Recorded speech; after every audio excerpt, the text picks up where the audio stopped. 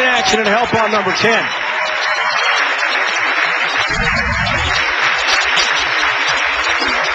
He's playing the fourth arrow. Mika's playing left of the fifth arrow. Again, better angle for PA to get to the pocket consistently. Advantage Patrick Allen. You see what he averaged in the qualifying. 13th after 27 games. 3 6-game blocks and a 9-game block just to make it to match play. So last night he put an extra practice, extra couple of hours the first day he got here. Used the Pro-Am during the week as a practice session to get a better look and look. Can you tell not to stop the cameras when I'm bowling? Uh-oh. There's a lot of media here. We have press. We have lots of fans. And Patrick's not happy with a distraction. Yeah, and he flinched as soon as he let it go. Something distracted him. Pays the price, leaving the 1-3-7. Has to gain his composure, make this washout. How'd he go about it? Get the ball to the right side of the head pin, throw it into the 7.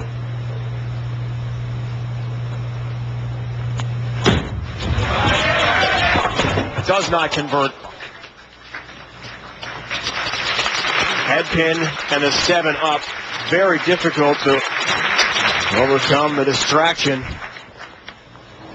Due to our sports, a lot like golf and tennis, the fans can play a role in distracting our players. Especially on the release there at the last second, that can be a real difficult thing to deal with.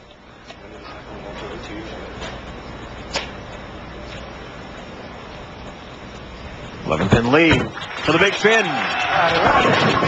He didn't like that one at all. Wow. Back into the oil pattern, not the response he wanted with his ball. Oil's kind of pushing down the lane, and it's keeping the ball from making the turn back to the pocket like it was doing in the first match. The adjustment for Mika would probably be going to a stronger ball on the back part lane, something that would flip a little bit harder down lane. Mika talked about making moves throughout the round robin. Round of 24. He knows about making the proper adjustments. Let's see what happened with Patrick Allen moments ago, Randy, and the flash. Right there. Right there is the reflection of the flash that caught Patrick Allen. That came from a fan. Don't want to blame the press.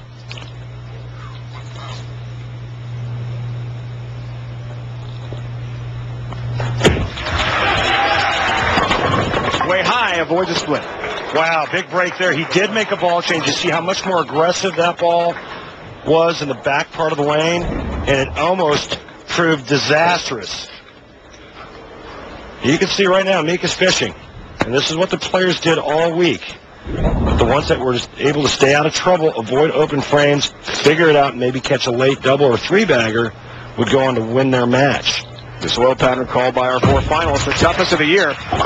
And under the TV lights, the breakdown of the pattern always responds differently than what we saw all the way through the round-robin match play last night. Well, Dave, I bowled on this pattern the 18 games of qualifying. I made the first cut. It took under a 200 average to make it. This is one of the toughest patterns I've bowled on in the last 4 or 5 years. Let's see if PA can regain his focus.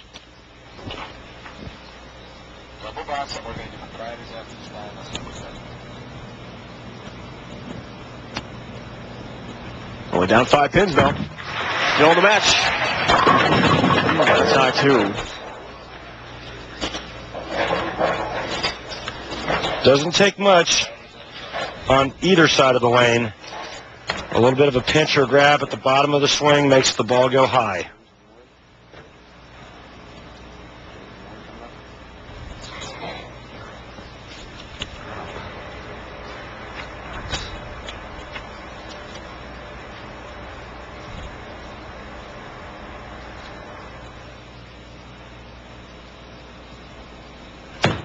A spare conversion. Knocks the ball down. And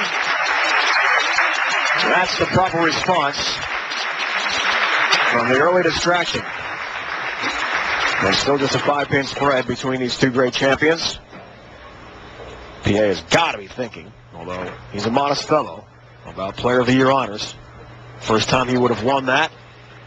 If he can get his third title, his first ever major. James Simone, Warren Fielder, and their respective staffs doing a tremendous job.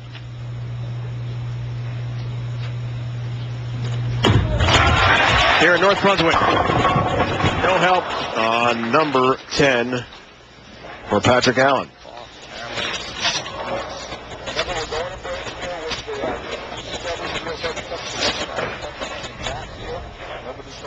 The center has had several visits from the PBA. The first back in 1963 for the PBA New Jersey Open. Didn't return until 91. And back here for the Johnny Petraglia Open that year, won by Pete Weber. Pete is not with us today. The defending championship at home with his family. Mourning the loss of the legend